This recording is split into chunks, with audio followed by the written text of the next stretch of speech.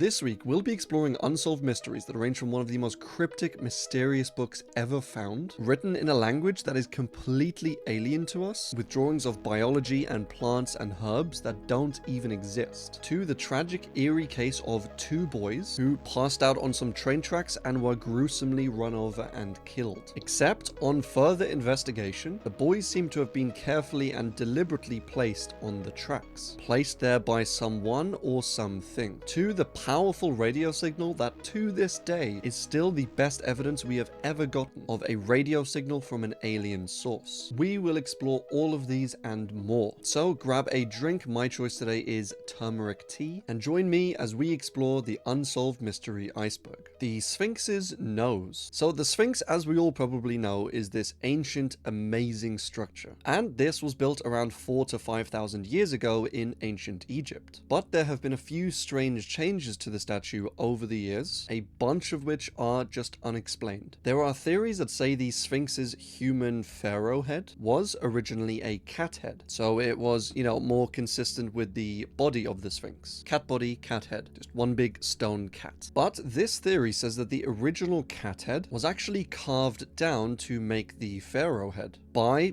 obviously, a pharaoh for whatever reason. Probably vanity, as with all good depictions. So perhaps the entire statue is way older than we actually think. Perhaps 7,000 to 10,000 years, as opposed to like 4,000 to 5,000. And when the pharaoh who built the Sphinx, Pharaoh Khafre, when he built it, he didn't actually build it. He just discovered it, a super old Sphinx already there from thousands of years ago, and he maybe touched it up a little bit, and then, as we said, chipped away at the cat head to depict his own pharaoh head on the Sphinx. And this means that there would be an even more ancient Egyptian civilization, a few thousand years before what we actually think of as ancient Egypt. And I think it's a perfectly reasonable theory. But another change that's quite commonly known about with the Sphinx is the breaking off or falling off of its nose. And there are a ton of theories about when it broke off, who might have broken it off, and for what reason. One theory is that Napoleon Bonaparte knocked it off, either accidentally or on purpose, during his invasion of Egypt. There's also another theory that says a Sufi from the 9th century saw that people were worshipping the Sphinx like a god, and so he took some weapons and tools to the Sphinx, knocked off its nose to show that it was flawed and just a statue. But again, nobody really knows for sure, and it does really always fascinate me, going through these ancient structures and civilizations to try and figure out what they were thinking, what they were up to, but hopefully we find some more evidence soon. Spontaneous human combustion. So this is a wild, kind of scientific, kind of pseudo-scientific theory, or idea, or phenomenon that describes people randomly bursting into flames. And in this theory, there is no ignition, no source, no spark, as obviously if there was an explanation for any of these fires, they would not be classed under spontaneous combustion. So it's just people randomly going up in flames for absolutely no reason, which is pretty terrifying when you think about it, but it is considered widely as kind of pseudo-scientific because firstly, there isn't actually much evidence or data for these cases, and secondly, the data and instances when we find them typically tend to be the same sort of case. They're normally always elderly victims who have either been drinking recently or have a history of drinking, and so it is kind of widely accepted that these are old, frail, disoriented folk who perhaps have a few drinks and then stumble into a fireplace or a candle or trigger some sort of spark or flame, and then sadly they fall over, catch themselves alight, and yeah. But occasionally in these instances, these people are either far enough away from the flames or the source so that the two aren't really linked, or the source just isn't found for whatever reason, and so these are attributed to the spontaneous human combustion theory. So it's definitely a fun one, seems kind of sci-fi-ish, maybe in a story or a novel, but as far as I can tell, you don't really need to be worried about spontaneously combusting into flames. Unless you're a drunk 90-year-old near an open fire or something. The squonk. So the squonk is this really strange creature found in the hemlock forests in northern Pennsylvania. It was first mentioned or noted in a book from 1910, Fearsome Creatures of the Lumberwoods. And this creature is said to travel mostly in twilight and dusk, so in low light, because it is extremely ugly. And it typically travels quite slowly and carefully, as it's always trying to make sure it doesn't accidentally look at any puddles of water in case it sees its ugly reflection in them. Its skin doesn't fit too well on its body, if you can imagine that. It's covered in warts and moles and is just constantly unhappy. And hunters who wish to track the squonk do so by following its tear-stained trail, as the creature is just constantly crying, I guess because of how ugly it is. And man, this is a really sad creature. If one is able to track the squonk and corner it or scare it or surprise it, the squonk may even just dissolve itself into a puddle of tears. Poor squonk. Starlite is this mysterious material that was invented in the 1970s in the UK, but the rights to it were later bought by Thermoshield, an American chemical company. This material, Starlite, is honestly fascinating. It is essentially painted onto whatever you want to protect, and when heat is applied, either through fire or through lasers or through an oven, the material itself begins to char and expand, creating this foam around the object that is super fire resistant and basically completely protects the item. It was demonstrated on an egg at one point, and after blowtorching it for like 5 minutes straight, the egg was still raw and cold to the touch. And when using a plasma torch, it took them around 9 seconds to heat a piece of candy up to 900 degrees Celsius. But when they coated another piece of candy in just a small layer of Starlite, the plasma torch wasn't able to raise the temperature of the candy to any higher than 40 degrees Celsius, which is just mildly warm, I guess, like sitting on the piece of candy in your back pocket. Now, the components and ingredients to make up Starlite are completely unknown and are a closely guarded company secret. But the original creator's daughter, who bear in mind doesn't own Starlite anymore, said that all the ingredients for at least the original Starlite recipe were edible. Like, you could technically consume Starlite without suffering any ill effects. But legal disclaimer, don't go out and eat Starlite. That would be a terrible idea, and I bear no responsibility for anyone who does. And I don't know why you would want to. Maybe if you had heartburn or something, just coat your heart with a little bit of Starlite. Just create a foam shield around your heart. Supple that heartburn coming up from your stomach. I don't really know how heartburn works. But with this clue that the daughter gave, a few people obviously tried to replicate Starlite themselves. And Night Hawkin Light, a YouTuber, actually made his own concoction using cornstarch, baking soda, and PVA glue, which honestly kind of worked incredibly well. I mean, I don't know how edible PVA glue technically is, unless you're like that weird kid in nursery that used to eat glue. But he later swapped out a few things in the recipe, making it even better, but still never getting to quite the same level that the official Starlite was at. So what exactly is used to make Starlite? Well, honestly, we may just never know. Starlite was obviously bought up by a larger company. It is a closely guarded secret, as they obviously don't want any imitations or competitors out there. But either way, it is a super cool little product. They should just paint that stuff everywhere, like on ceilings and walls and trash cans and trees and dogs. There'd be no fires ever again. Susanne Lindholm. So this was a 25-year-old woman who was assaulted and killed in the basement of her compartment building in Helsinki, 1976. On the night of her initial disappearance, she planned to go out partying essentially, or celebrating with her sister. Drinking, dancing, all that good stuff. She asked one of her male friends to give her a lift to the area, which he did, and then she and her sister went out for a meal. Then they had a few drinks, and then they moved on to the Helsinki Club, which was a popular nightclub in the area. While she was at this nightclub, Susanne met an unidentified Norwegian man, who was actually just visiting the area on a business trip. She kind of hit it off with him. The two went back to his hotel room, while her sister left them for the night and decided to go back home. So this unidentified Norwegian man is clearly a suspect, right? Well, that wasn't really where the night ended. Apparently, they shared a few whiskeys in his hotel room before Susanne decided to head back home and not stay the night at his, which was probably a good idea. This was around 3 a.m. and the man didn't come with her, but they just exchanged phone numbers and planned to meet up the next day to grab like a coffee and have a proper date sort of thing. And it was just after 3 a.m. that Susanne was seen by witnesses outside of the hotel. It is thought that she intended to walk walk home, which was roughly an hour's walk, and that was actually the last time that she was ever seen alive. She didn't hitchhike, she didn't have money for a cab, and there is no evidence that anyone really picked her up at all. At around 4 a.m., so around an hour after she was seen at the hotel, a tenant in Susanne's apartment building was woken up by the sound of a woman crying, but he never went out to check. There were also various other reports of noise, such as footsteps on the stairs outside, and the sounds of a man and woman talking or arguing, and the cellar door to the building slamming shut, and then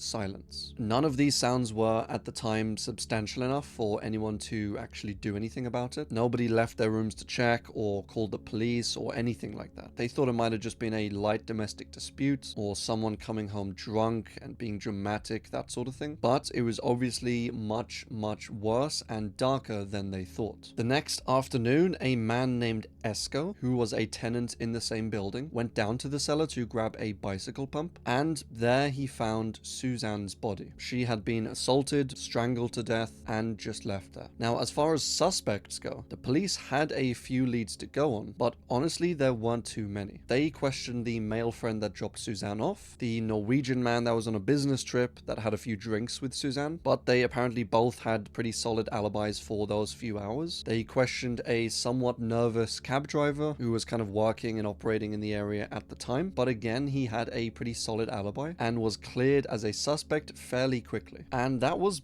pretty much it for the immediate suspects. So police started to widen their search. They interviewed dozens of people who were just on the street or might have seen something at the time. And they interviewed a ton of previous offenders who had, similar crimes like abducting or assaulting women or even just anything violent or aggressive in any manner. So any of these people who were within 100 miles of this scene, they basically interviewed them. And nothing really came of any of this. They also found out that Susanne had likely fought back against her killer, as she had some of their DNA under her fingernails, which meant that she likely scratched them quite hard. And so when police released this, they were flooded with loads of reports from hospitals or scar treatment centers about scratches on faces or backs or necks. And after eventually working their way through all of these ones, they still turned up nothing. And that was basically as far as the investigation went. The cellar itself was locked behind 3 doors, and the only people that had the keys were the tenants. And Susanne's keys were actually in her pocket at the time, along with the lack of noise. There was some noise like the arguing and the crying, but there wasn't like huge amounts of noise. So it's thought that Susanne was coerced likely into opening up the doors, likely through some sort of threat. And honestly, this is a pretty sad and brutal case. The heartbreaking loss of a beautiful woman by all people's accounts. Apparently she couldn't walk down the street without people, taking a second look at her, which honestly and sadly might have been the reason that she was attacked in the first place. But aside from the physical, she also had a beautiful soul. She was by all accounts a super silly, strong, kind person. And as I said, no one was ever caught or convicted of her murder. And so this case, to this day, still remains open. The Techno Viking. So the Techno Viking is this legendary guy. He was in a video from the Fuck Parade, which lovely name for an event, in the year 2000 in Germany. In the video, there's a few people dancing around. Then some man, he seems like he's had a few drinks too many, stumbles in and ends up grabbing a woman. Then the Techno Viking comes in, grabs the man, turns him around, tells him off, sends him back the other way, and then the Techno Parade continues, and the Techno Viking just carries on dancing down the street. So as I said, it was filmed in the year 2000, and it was then uploaded online, and in 2006-2007 started to go incredibly viral. And along with it, there were questions about whether it was real or whether it was staged, also who the Techno Viking was. And in 2013, the Techno Viking, who was at the time still unidentified, and actually still is to this day unidentified, filed a lawsuit against the guy who filmed this and then and produced it and turned it into a video that ended up going viral, the Viking sued him for infringement of personality rights. And he actually won the lawsuit. The court ordered Fritsch, who was the guy who filmed this whole thing, to pay the unidentified Viking 13,000 euro in damages. Pretty much all of the ad revenue he had made from the video and from the sales of Techno Viking merchandise, and around 10,000 euro in court costs. And he was to completely stop all publications of the Vikings image. This video is pretty epic and it's a great watch, honestly. A great piece of internet history, but as I said, still to this day, we still don't know who the Techno Viking actually was. The bloop. Ah, the bloop. So the bloop was this loud noise, louder than any common whale or sea creature that we know of, detected by the US National Oceanic and Atmospheric Association, which is a mouthful, but you can call them NOAA for short. This was in 1997, and it was really very strange because mostly of the pattern of this sound. The signature of it was quite rapid, which is similar to that made of animals and creatures. But the volume of this sound was, as I said, far louder than anything we've ever heard before. People have theorized that this could have been ice ridges rubbing against each other or smashing into each other, or something known as an icequake. Or it could be the awakening of long forgotten, ancient, powerful, demonic, massive ocean beasts, which would be my guess. But we never did hear the bloop again, so it's very hard to tell, especially now, what it actually was. The body. So this one was like a creepy, terrifying treasure hunt. In April 2019, someone posted up onto Facebook 2 images. The first image was of a drawer of some kind, and written in Sharpie on the drawer, it said, "The truth is under." And the second photo, which looked like it was just of the underside of the same drawer, again written in Sharpie, it said, "The body lies at," and then gave some coordinates. So after being posted on Facebook, this inevitably spread to Reddit, and from there a bunch of people started to work on the case. People were trying to figure out where the drawer was or where it was from, where the coordinates were, and who wrote in the Sharpie and when. For the coordinates, they tracked them down to Florida, but more specifically to a military installed bombing range. And even though the Reddit users did all of the legwork, found the exact location of the coordinates, they weren't really able to go and explore there, as it, was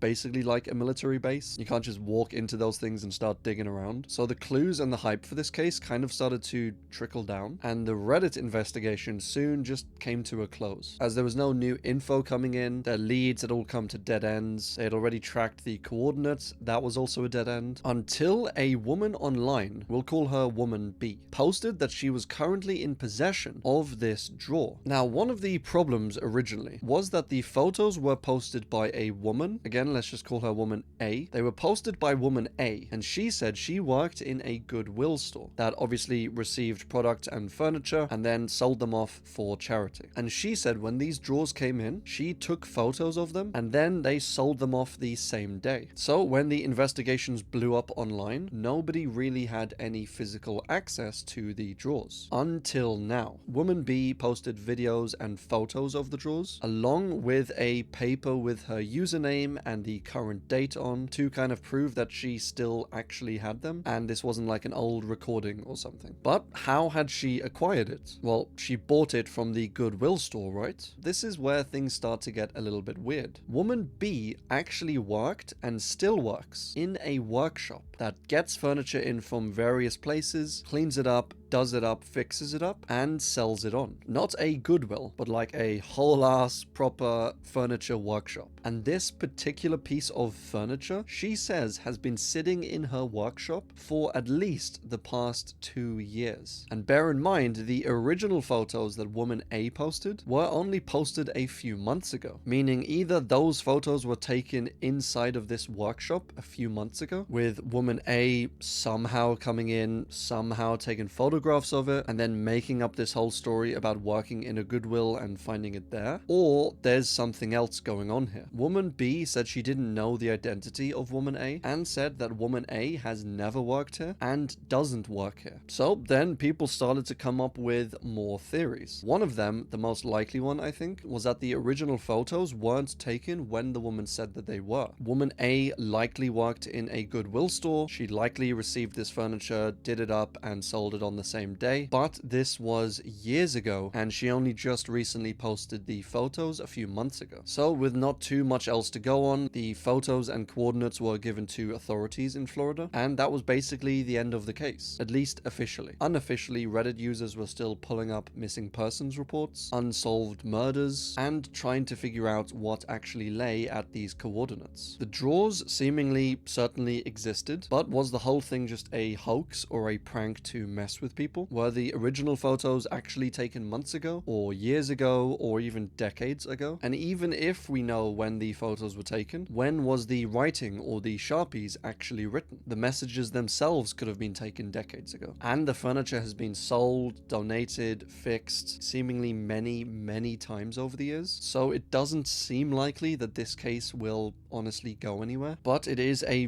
very strange and I think unique little dark treasure hunt sort of thing that we will likely never come to the bottom of. The hum is the name given to this widespread humming heard by thousands of people worldwide throughout the years. Almost any country you can name has some reports of this hum, and we're not exactly sure what it actually is. It is a low, persistent, invasive hum, which I mean, that's the worst type of a hum, invasive hum. These reports have been coming in for the past 50 years, and it's unclear whether they're all separate incidents or all connected in some way, or if they're of alien or government origin, you know, like aiming and shooting little humming noises into our brains, or if they're from a mechanical source, such as machinery, industrial plants, or far off busy highways, or whether they're of a medical origin, from something like tinnitus. The hum could honestly be any of these things, all of these things, or even none of them, and we may likely never have a definitive answer for this one. The Tokyo Metropolitan murders. So this was a series of 10 murders, mostly of women, in Japan between 1968 and 1974. The general MO or style for the killer would be to break into a woman's apartment, often late at night, attack them, assault them, and then burn down the apartment with the woman in it. This was the general MO, but it was mixed up quite a few times. There was a bunch of these women's bodies found outside, or on the side of a road, or on a construction site, or what have you, and they weren't all exactly the same, which doesn't mean it's a serial killer, but it also doesn't rule it out at the same time. Now, as I said, all of these killings took place between 1968 and 1974, and in 1974, after years of investigations, police arrested a 37-year-old construction worker named Etsuo Ono. They arrested him on suspicion of theft, but while in there, they interviewed and interrogated him over these string of murders. He had a history of theft, of burglary, of attacking people, and of arson, or setting fire to things. So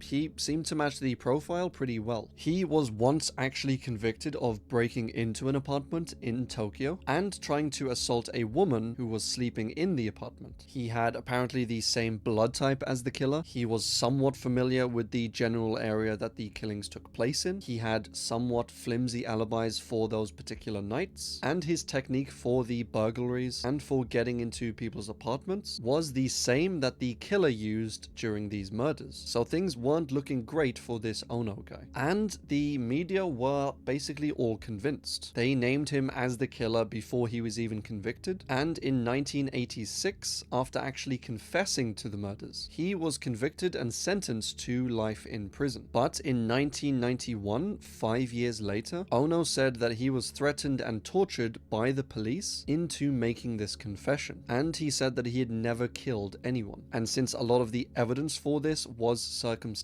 aside from his confession, once his confession was thrown out, he was eventually acquitted, and he was released as a free man. And that is where the case currently sits today. One of the murders was actually later solved, with the killer being confirmed and convicted, but all of the other cases are still open, and they are thought to be connected to a single killer. So I mean, do you think Ono did it? It kind of looks like he may have, just based on his history and based on some of the circumstantial evidence. But then again, if you pick and choose the right evidence and facts and allegedly torture a confession out of someone, it's somewhat easy to paint someone as a killer. So, I mean, who really knows? Tom Johnson was a man who murdered a woman called Heather Uffelman and attempted to murder her fiancé, Jeremy Rolfs, in 1992 Tennessee. This was obviously in the 90s, and the couple was selling a $30,000 state-of-the-art computer system, and so they posted some adverts in some of the local trade papers. A man named Tom Johnson responded to these ads. He talked with Jeremy and a few days later agreed to meet up with them and to buy the computer.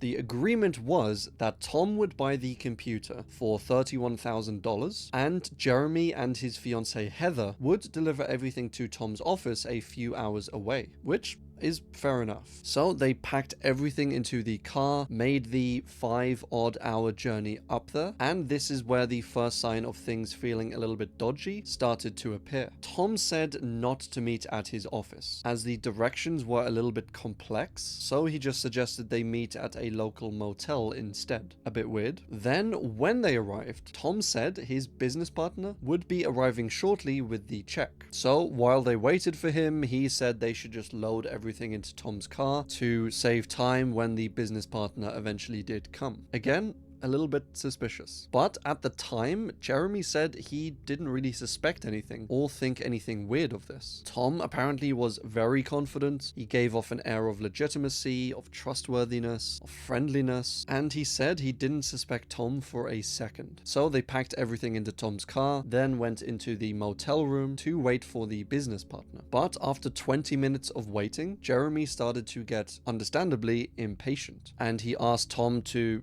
check on his business partner, see how far he was away, and then Tom pulled out a gun. He took Jeremy's money belt from him and had Heather lay out the room's bedsheets on the floor. The couple were then made to wrap themselves up in these bedsheets, essentially immobilizing them, and Tom said that he would be taking the computer, but that Jeremy would receive a check from the insurance company anyway, so it's like, no hard feelings sort of thing. He assured them that everything was going to be fine, no one was going to be hurt. But then just moments later, Tom pulled out a hammer and smashed Jeremy in the head with it. Jeremy's head was spinning, his ears were ringing. It was a really hard hit. Tom then went over to Heather, hit her with the hammer, and she naturally started to scream, and this apparently just made Tom hit her even more. In this madness, Jeremy shouted at Heather to just stop screaming and the man would stop, but the man just kept hitting her and then wiped down his fingerprints from the motel room and just left. After a while, Jeremy crawled over to Heather and she was in a bad state. The couple were eventually found and taken to hospital, and sadly, Heather died just a few hours later. Jeremy did pull through, but he was never really the same afterwards. And sadly, 5 years after this, he was killed in a car accident when he smashed head-on with another driver in South Africa. So an extremely tragic case that honestly could have just been a robbery. Like, it's never really been determined or revealed why this guy just started attacking them. He had all of their cash, he had them fully restrained, he had all the equipment already loaded into his car, but maybe the attack was the actual point of the whole meeting. Now, Tom Johnson was obviously likely just an alias, and suspects and leads kind of came and went over the years, but one of the more promising suspects was a man named Thomas E. Steeples. He was a 49-year-old computer company owner who lived in Nashville, Tennessee, which is where the murders took place. He had just committed 2 years after the original attack a double murder in a motel room of a young couple, Rob and Kelly Phillips, beating them to death after luring them there with a promise of a record deal, which sounds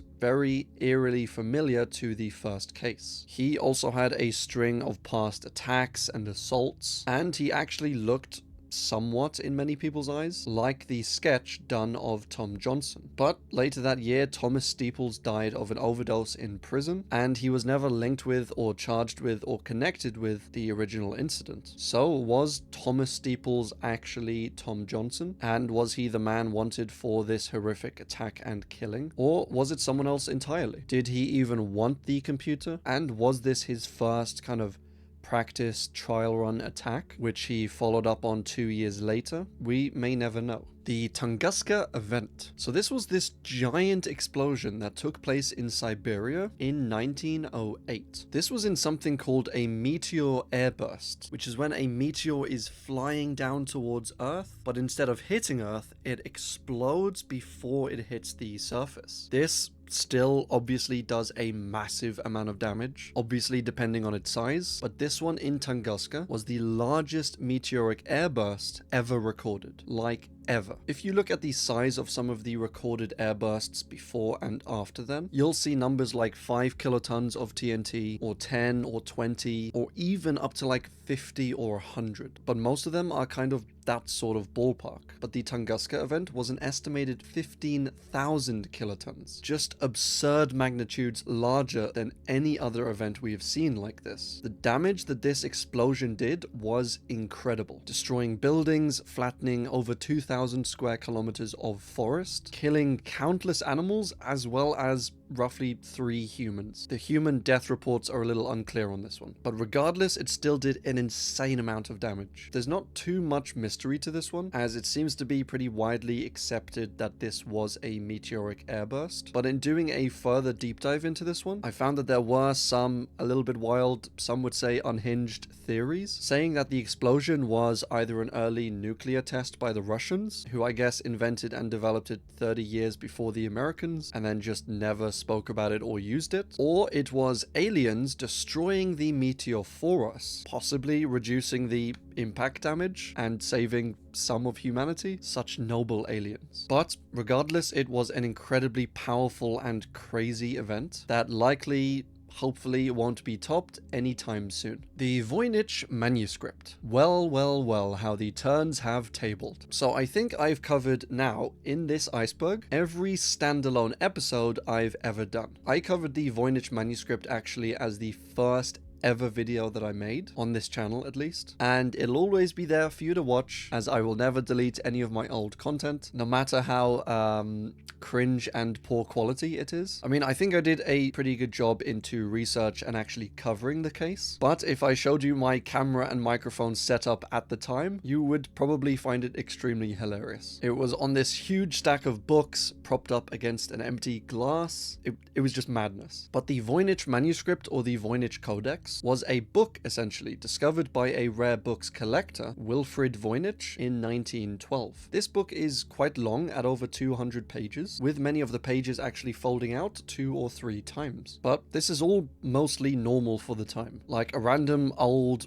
foldy codex isn't really anything to write an entry about, nor was it that interesting. But what was interesting about it was basically everything inside of the book. The whole book is written in basically this unknown language. It's not English, it's not Latin, it's not Arabic. It's basically a language that's completely alien to us, with alien being one of the major theories on this. The drawings and illustrations inside of it are all of plants, of medicines, of astrological and biological things that simply don't exist, at least not on Earth. The drawings and the text have been attempted to be figured out and deciphered and decoded over the years, but they never successfully have been. And I get into a bunch of the potential authors for this book in my full video, and these range from Roger Bacon, who was this super cool, crazy scientist dude who experimented with glass and mirrors and telescopes, and some of his experiments were pretty cool at the time. You know, using concaved or convexed glass to do kind of weird things with light. And it is thought in this theory that Roger Bacon developed one of the first ever microscopes, something that wouldn't officially be invented for centuries after his death. And with this secret microscope, he was able to look down and see bacteria and microbes and all sorts of little squiggly things. And this is apparently what some of the drawings are referring to, as they do honestly look a little bacteria-like. But as he had been accused of witchcraft in the past, he wasn't wasn't actually able to tell anyone about this. So he drew what he saw, essentially, maybe changing them a little bit to look more like a plant or something. And he wrote about his findings, but he encoded all of the writing so that no one could come along, find his book, and then, I don't know, burn him at the cross for it. Another theorized author for this book is a man named Edward Kelly, who was a bit of a con man, a bit of a smooth talker, a bit of a charlatan. This theory says that he created the codex as a hoax in order to sell it to some foolish rich person. And Edward Kelly actually had a history of essentially doing just this. He had made some fake items in the past and actually sold them on. He had convinced some people that he was smarter than he actually was, that he could perform alchemy and change random metals into gold sort of thing. And he was quite a close acquaintance of a man named John Dee, who sold the manuscript to Emperor Rudolph II, and this emperor is basically as far back as we can officially trace the document to. So a few things line up on that one. Another theory was that this was the work of a young Leonardo da Vinci. Wrong Leonardo. But Leonardo da Vinci was a clever artistic kid who obviously came up with many inventions in the future, and he is probably one that could and would come up with an entire fake language, along with fake plants and fake astrological signs, and also the parchment and ink that the codex was made with would have been fairly expensive. So since da Vinci came from a fairly well-off family, that for some people kind of strengthen this theory. And then there's obviously the theory of aliens either inspiring this or directly creating it themselves, which there's not too much evidence to support this one, but it is a fun one to think about. And over the years, there has honestly been a ton of dedication to trying to figure out where this comes from, what it actually means, but people haven't gotten too much closer to actually figuring it out. There are different components of the book that give slightly different ages, and some of these ages completely rule out some of the potential authors that we have mentioned before. So like anytime a great theory and a great candidate for an author come out, there's seemingly always some other piece of evidence that contradicts that and basically makes it impossible. The carbon dating of the book put its creation at sometime around the 1400s, which does line up with this drawing in the book of this particular castle battlement style called a swallowtail, which was only built in Italy, and it was only built around the 13th and 14th centuries. So that is likely where the book first came from, but as I said, outside of this, we don't really know much. This is a wild mystery, and it's probably, at least to me, one of the top 10 mysteries of all time, if only just because of how fun and deep and mysterious the whole thing is.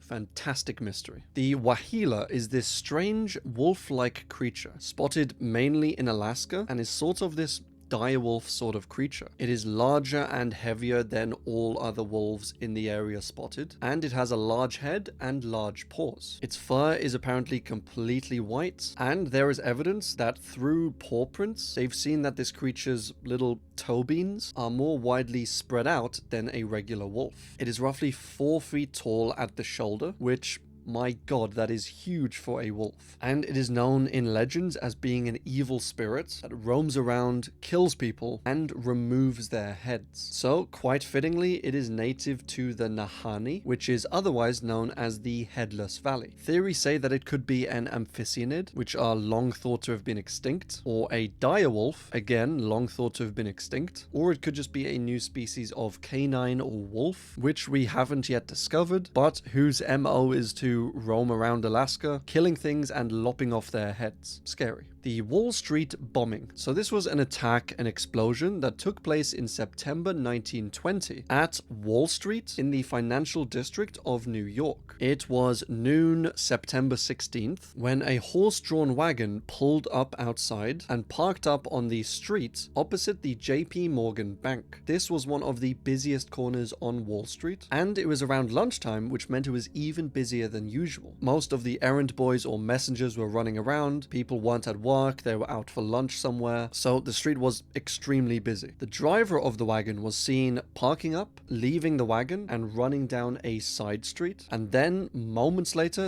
the entire wagon explodes. It had been loaded with roughly 45 kilos of dynamite, and roughly 230 kilos of these cast iron sash weights, and when the timer went off, the dynamite exploded, and the small cast iron weights acted basically as like shrapnel, and in the end it left 40 people dead and 143 seriously injured. People were obviously in shock. It was mayhem. Nobody really knew how bad the attacks were or if more attacks were coming, and during all of this chaos, one 17-year-old messenger, James Saul, commandeered a parked car and in multiple trips drove 30 people from the site of the incident to a nearby hospital. So, I mean, this dude just honestly deserves a medal. But to this day, we still don't know who orchestrated or arranged this attack. The district attorney suspected that since the attack happened on Wall Street in the financial district, that perhaps the perpetrators were enemies of capitalism. So people like the Bolsheviks, the anarchists, or the communists. During the investigation, trying to figure out who actually might have been behind this, they stumbled upon a bunch of flyers stuffed into a nearby post box at Wall Street, and it was found out that they had been stuffed in there just before the explosion. The flyers read, "Remember, we will not tolerate any longer. Free the political prisoners or it will be sure death for all of you." And it was signed American Anarchist Fighters. So who was this elusive group of people? Well, police started investigations trying to figure that out. They couldn't locate the driver of the wagon, so that was a dead end. They tried to investigate the horse that had pulled the wagon onto the street and where it might have gotten its metal shoes fitted. And they actually found the blacksmith that put the metal shoes on the horse, but it seems like he wasn't connected to the people at all, and he didn't have a lot of information on the perpetrators. There was also this guy, a tennis champion actually, called Edwin Fisher, who had sent out postcards to a bunch of his friends, warning them to leave that area by September 16th, which was the day of the attack. A bit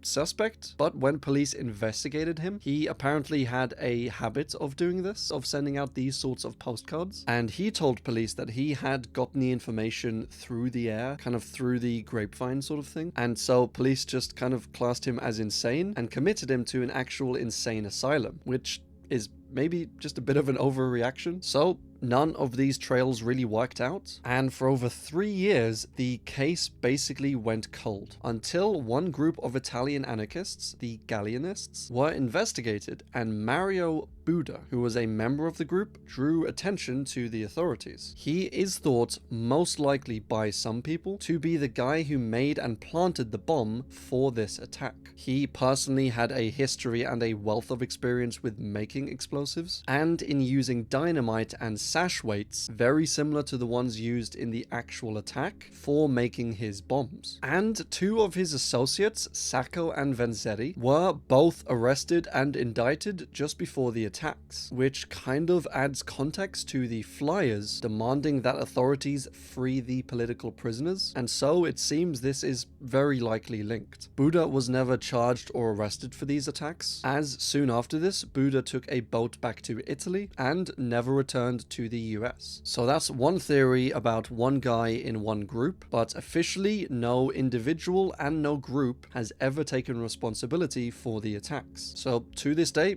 we just don't officially know. The Wessex Way Beast. So this was a creature spotted on CCTV in Dorset in 2007. The video is honestly a little creepy. It kind of looks like a deer, but is very canine, almost dog or wolf-like, but it seems to be a lot larger and more lanky than a dog, with these somewhat creepy legs, and also at the same time it seems to look like none of these animals, but also all of them, and also maybe a little bit human. This is the only footage we have of the creature, and the beast itself was never captured, so it may to this day still be out there, roaming around, stalking and hunting the Knight of Dorset. Whatever Happened to Robot Jones was a cartoon show that ran for 2 seasons in 2002 and 3. It was a pretty cool series for the time, kind of mimicking some of the animation style of more classic cartoons from like the 80s. But one thing that was especially unique about the show, aside from the animation, was the voice used for the main character, Robot Jones. Because Robot Jones was,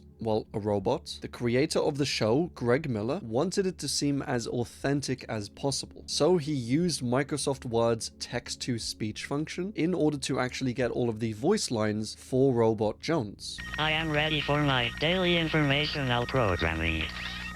Miller apparently went to great effort to change the tone and the pitch of the voice, to make it very unique and exactly how he wanted it. He would spell a lot of the words phonetically and space them out and put in certain punctuation to get the reading of the line to be as accurate as to what he envisioned as possible. He was basically doing kind of voice acting for the computer, which is pretty cool, and I do really appreciate his attention to detail on this. But for season 2, executives at Cartoon Network thought that this is a bit weird and unusual, so they wanted to hire a kid and just bring them in to do the voice lines for Robot Jones. So that's what they did. They brought in a child voice actor, he redid all of the lines for season 2 before it went out, and they also redubbed all of the lines for season 1, and then whenever there were reruns for season 1, they would instead show the dubbed child voice actor version. Now, all of the episodes with the original robot voice for season 1 have been located, but none of the episodes for season 2 have yet been found or collected. Miller said that he may possibly still own some VHS copies of the original season 2 episodes, with obviously the original robot voice in, but it's unconfirmed as to whether he does actually have these VHS tapes or not. So this could honestly just be another case of some lost media. Who put Bella in the Wych Elm? So this is a graffito, which, yes, I didn't know there was a singular form of graffiti either, but there you go. This is a graffito that was written and made following the discovery of a body found by some local boys in Worcester, England, 1943. The 4 boys were doing what boys do, roaming around, exploring fields, climbing trees, and being on land that they shouldn't be on. So when they were out, one of the boys saw a large wych elm, which is a type of tree. And he then climbed the tree as he was looking for birds' eggs, like in a bird's nest to take home, which I guess is a hobby. But he climbed the tree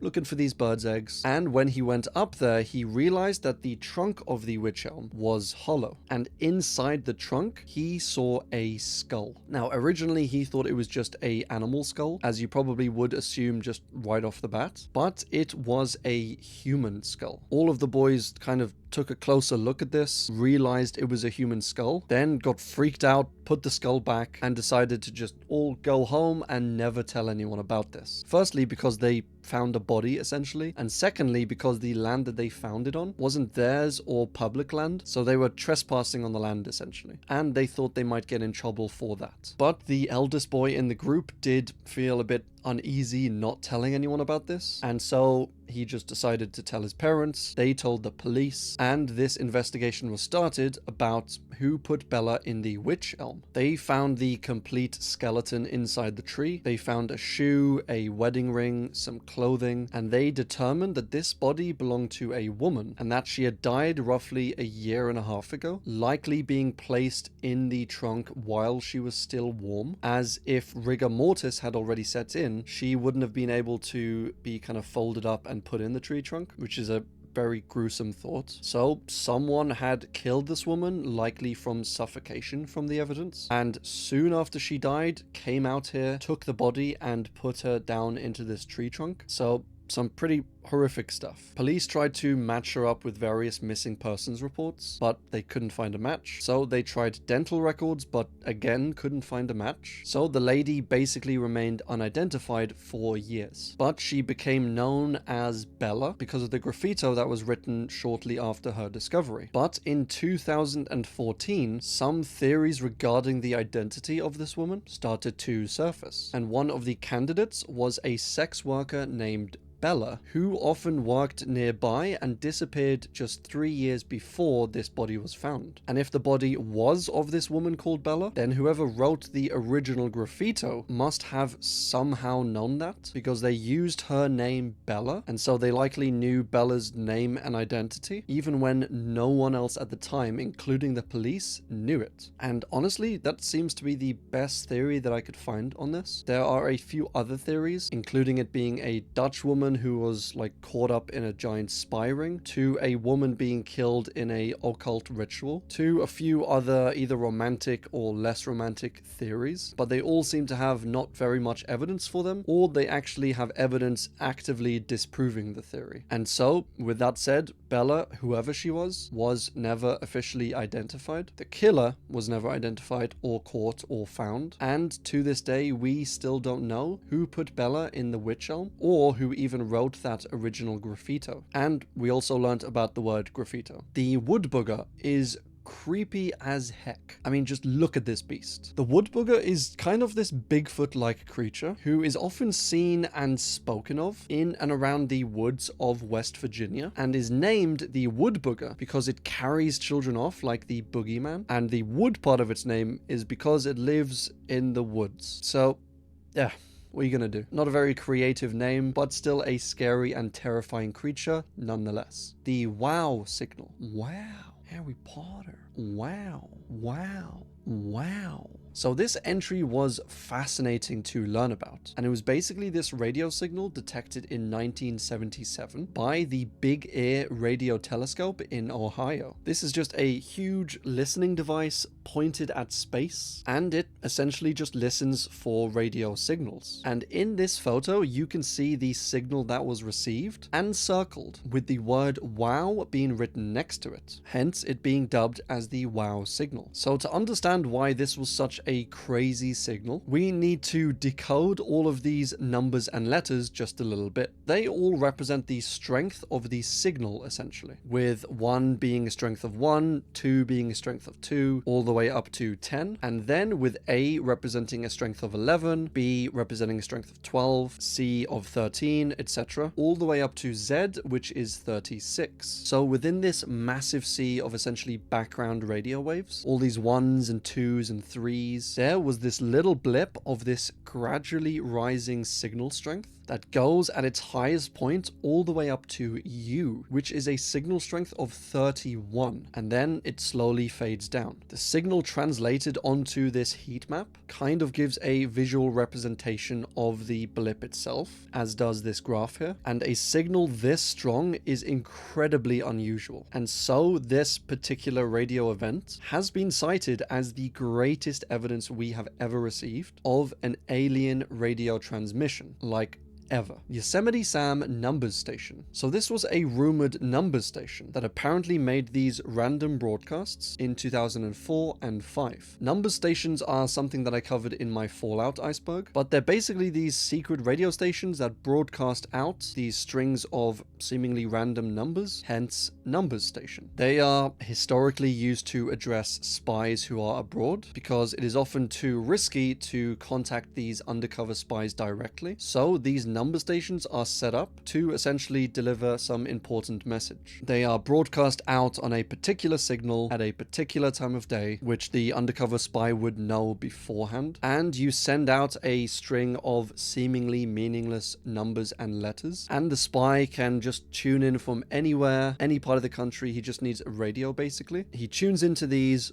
writes down all of the numbers and letters, and then decodes them with a prearranged cipher that only he knows. And this translates into like an actual message that the spy can read. So it's an almost risk-free way of communicating with undercover spies. It's pretty straightforward and simple, as you'd need to be pretty savvy to catch the signal. And even if you do catch it, it's just basically a string of random letters and numbers. You'd need the special cipher to make any sense of it. They originated in World War I and seem to pop up quite frequently with radio enthusiasts who apparently spend their whole day listening to radio, but like special radio, not like Heart FM. But these radio enthusiasts, when they discover a number station, they will often name and tag it to distinguish it from the other number stations. And this one was dubbed Yosemite Sam because it often featured recordings of the Warner Brother character Yosemite Sam. These broadcasts went out over a month-long period between 2004 and 2005, and people actually traced the broadcasts back to a radio test site operated by Laguna Industries, who are a military equipment contractor. So who were these broadcasts for? Why were they being sent out? And why by this military contractor in particular? And I think most importantly, why were they using audio clips of Yosemite Sam in their broadcasts? These are all honestly good questions, but they may, in all fairness,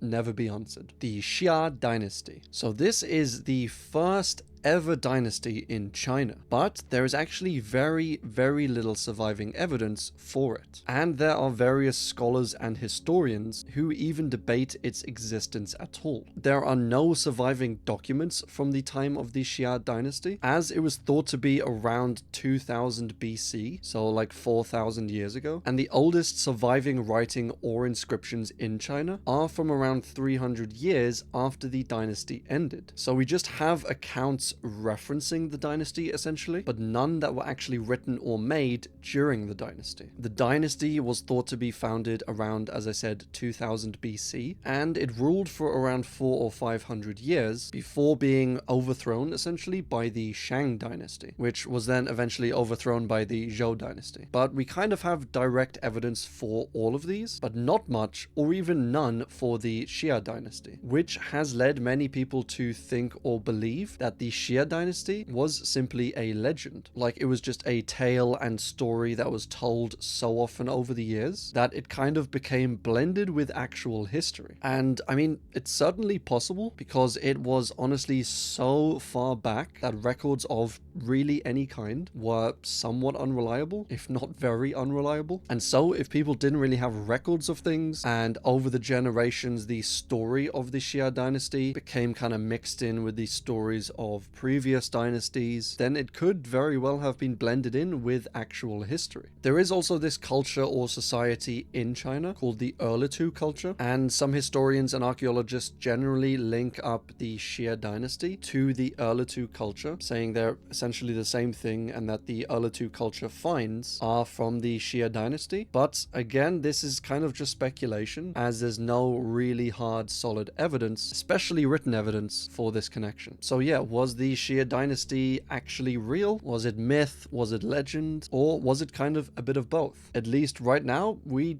don't really know. Daisaku Chiba. So Daisaku Chiba was a 20-year-old manga artist and student who in 2007 was stabbed to death while riding his bike home in Kyoto, Japan. He was just cycling home as usual when he met, coming towards him, another cyclist. It is thought that they maybe had a close call in hitting into each other, as they both stopped their bikes, got off, and then this other cyclist approached Chiba. He then started to act incredibly strangely, and then he just lunged out and attacked Chiba. So I'll show you this video of what is thought to be a close reenactment of what the guy was doing. He was just swaying from side to side essentially in kind of a weird manner and just yelling insults at Chiba. And then after doing this for a while with Chiba just standing there, this man pulled out a knife and just attacked Chiba. He stabbed him over a dozen times in his chest, and they both fell backwards into the field behind them. Another cyclist who passed a little while later said that he saw this man just sitting on the street, facing away from the field and away from Chiba, and he said he saw Chiba just lying in the field and obviously bleeding to death. The passing cyclist said that he feared for his life. He passed the scene, but then shortly afterwards came and circled back. And when he came back, the man was gone, and Chiba had climbed up from the field and was now sitting on the street trying to call his friend and trying to call an ambulance. He was taken to the hospital very quickly, but sadly died shortly after from his wounds. Now, although investigations for this case were immediately carried out, the case didn't really seem to go anywhere, and it was never solved. They had a rough idea of what the man looked like, of what his bike looked like, and since it was a quite short-range bike, they figured that the killer had to live in like this certain perimeter. But they did all this investigation, they did interviews, and still weren't able to solve the case or to come up with any major breakthroughs. And this was honestly an incredibly sad case, as Chiba was essentially just a kid, like 20 years old. He was quite young, he was a student, and he seemed to be quite kind, friendly, and creative, making some incredible art. I'm really hoping that this case gets solved soon, and that the psycho who did this to him actually gets brought to justice. Help me, Susie's dying. So this entry is actually a duplicate entry. I covered it towards the end of the last tier, so I don't think I need to cover it again. It's basically this phone number that you can or could call from a UK public telephone box, and when you call the number, it would result in the voice of a monotonous woman saying over and over and over again, "Help me, Susie's dying." It would keep saying this until you hung up the phone, and it was connected to either being a myth or a hoax, or was an actual telephone number set up by someone that was a myth or a hoax, or of it being a psyops sort of thing, or of the phone number itself being basically possessed and haunted by a dead woman named Susie. There's not much else known about the recording or where it's from, but it is a creepy one nonetheless. Don Henry and Kevin Ives. So in the summer of 1987 in Arkansas,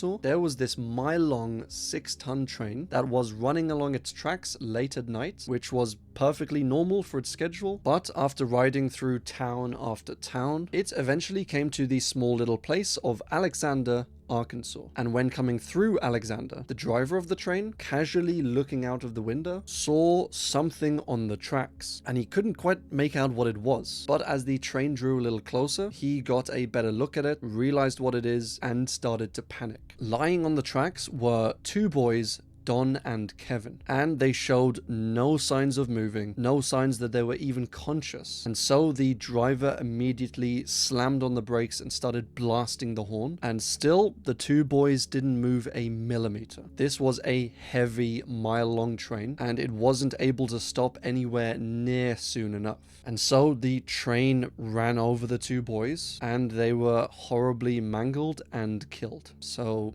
yeah, the state medical examiner said that they had the devil's lettuce in their system, and so police said that they probably just smoked a bunch, passed out on the tracks, and just weren't aware of the train coming towards them. So they ruled the 2 deaths as accidental. Now, the parents of the 2 boys were completely opposed to this conclusion. Don and Kevin weren't really drug users. Like, they occasionally might have smoked a little bit, but nothing ever heavier than the green stuff. And even then, they always just smoked like every now and then, recreationally, and never anywhere near enough to like pass out on a train track. The parents of the boys were very suspicious about this whole thing, and they were determined to get to the bottom of it. Now, the night in question went something like this. The boys were out with friends. They came home at around midnight, went back to Don's home, and Don told his father that the 2 were going to go out hunting. This was apparently something that was fairly normal for the boys and for some of the other boys in town, so Don's father wasn't worried in the least about this. And this was round about midnight on that night. They were doing a form of hunting called spotlighting, which is where you would get a big spotlight. One person would shine it really quickly on the animal, basically stunning them. The other person would then shoot the animal. This was apparently an illegal form of hunting in Arkansas at the time, but it wasn't like super illegal. There were a bunch of, local kids who did this sort of thing. So the 2 boys went out to this local hunting area near the train tracks, and when they were leaving the house was the last time that they would be seen until they were spotted by the train driver. And when the train driver gave his account of how exactly the 2 boys were laid out on the tracks, things just got even weirder and more suspicious. According to the driver, the boys weren't just passed out on the tracks, or like sitting down or laying down on the tracks sort of thing. They were lying straight down on the tracks, like straight across them, legs down, arms down by their sides, both of them in the same position, lying next to each other, and with a green tarp draped over them, almost like they had been staged there. Almost. Some would say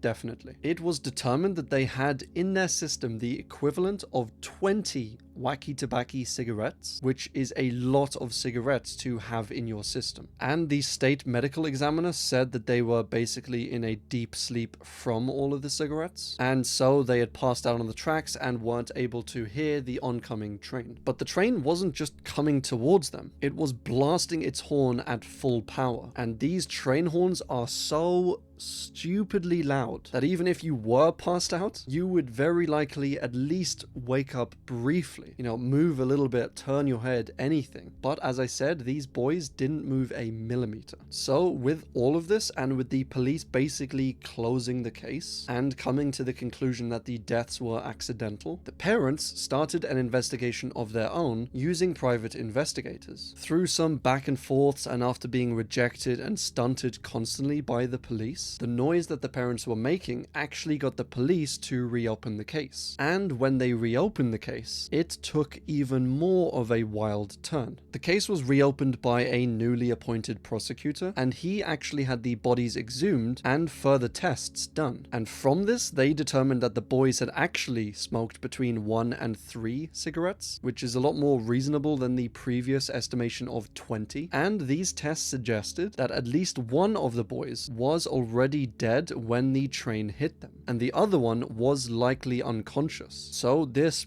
breakthrough was, to put it lightly, huge. With this evidence, they overturned the ruling of accidental death and officially ruled the 2 boys' deaths as probable homicide. But that's sadly mostly where the case hit a brick wall. They weren't really able to gather much more evidence than they already had. The bodies had already been exhumed and examined. But one interesting thing that was brought up during this investigation was this unidentified man in military fatigues that had been seen just 1 week before this incident, walking around, acting all weird and suspicious. The police were actually called out to investigate this man, just have a word with him, ask him where he's from, what he's doing. And when the police stopped to talk to him, the man just pulled out a gun and started shooting at the policeman. The officer ducked down behind the car door, and when he got up and, called for help, the man in military fatigues was gone. Then, on the night of the incident of the 2 boys, there were actually several reported sightings of a man in military fatigues leaving the town less than 200 yards away from where the bodies were found. But despite their best efforts, this man was never identified or found. The prosecutor believes that these 2 boys either saw something they shouldn't have seen, or stumbled into an area they shouldn't have been in, or annoyed some mentally unstable person, and they were attacked and killed and then placed on the tracks in order to finish them off, as well as to cover up this whole thing as being an accidental death, which, it very nearly was covered up. And that is where the case currently sits. The deaths were later changed from probable homicide to definite homicide, and there was someone who later came forward and said that they saw on the night of the incident 2 policemen beating the ever-loving hell out of 2 boys, throwing them into the back of their car and then driving off. And when the policemen returned, the boys were nowhere to be seen. But it is unknown how reliable this statement was, or if the 2 boys were even Don and Kevin. So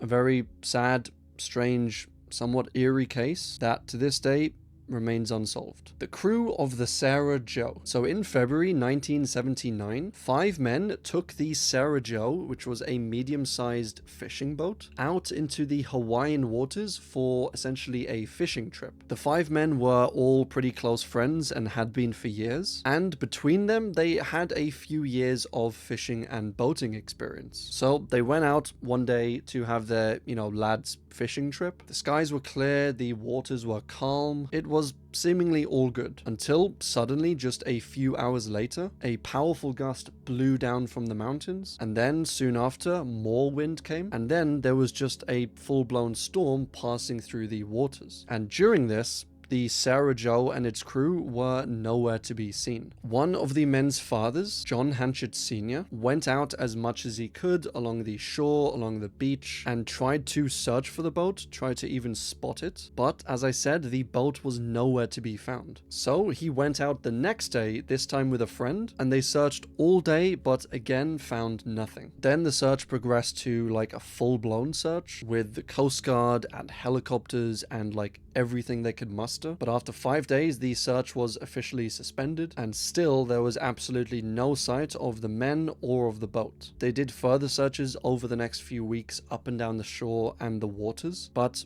nothing turned up. And that's where the case ended. Until 10 years later, 2,000 miles west of the initial incident, the Sarah Joe was found. It had washed up ashore on a deserted island, and a short distance away from the wreckage of the boat was a makeshift grave. And in the grave, they found the remains of one of the 5 men, Scott Mormon. This drifting voyage of like 2,000 miles would have taken roughly 3 months to make, and it is thought that the 5 men were sadly long dead before the boat ever reached its final destination. And then there's the question of who actually buried Scott, if none of the other men's bodies were found. Well, while actually investigating the grave, they found buried down alongside Scott a small stack of paper and of foil. And this is thought to be a Chinese burial ritual of sorts, where traditionally gold and or silver foil is buried along with the person in order to represent money or good fortune in the afterlife. So with this, the general theory was that some Chinese fishermen found the boat, and with the boat they found Scott's remains, and so they decided to give him a proper burial. They didn't tell anyone about this because they were likely illegally fishing in the area, and so just left the boat, buried Scott, and obviously it was found however long later. A pretty tragic one, and since the other bodies were never found, it's not completely clear whether they died at sea or died shortly after boarding the boat, or actually made it all the way ashore and simply buried Scott themselves and then left and died or disappeared somewhere else. It is thought that maybe Scott tied himself down to the boat to avoid being knocked off, and none of the other men did, so they were essentially all washed out to sea, and Scott was left tied to the boat when he was found. So a